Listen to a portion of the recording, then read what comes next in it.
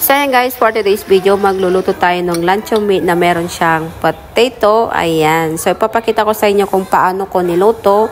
So ayan, ipiprito muna natin yung potato. So in-slice ko siya ng cubes, yung maliliit lang, yung sakto lang para mabilis maluto. And then ipiprito rin natin yung luncheon meat na in-slice ko din siya ng cubes. Ayan, nasa inyo na kung gaano kalalaki, pero sa akin sakto lang neto. So, ayan, medyo luto-luto na konti. Ayan, so, ipopry lang natin hanggang mag-golden brown. So, okay na. So, transfer natin sa plate. And then, igigisa na natin yung sibuyas.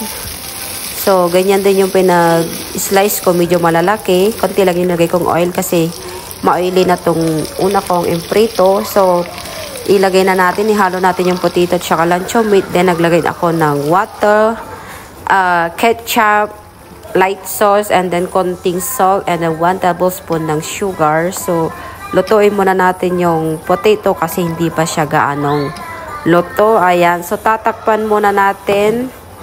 Ayan, balikan natin. Ayan, check na natin. Ayan, okay na yung potato at medyo lumapot na yung sauce niya. So, matamis-tamis na to guys. Try nyo, masarap siya. So, ayan guys. Thank you for watching. See you on next video. Don't forget to follow, comment, share. Bye-bye.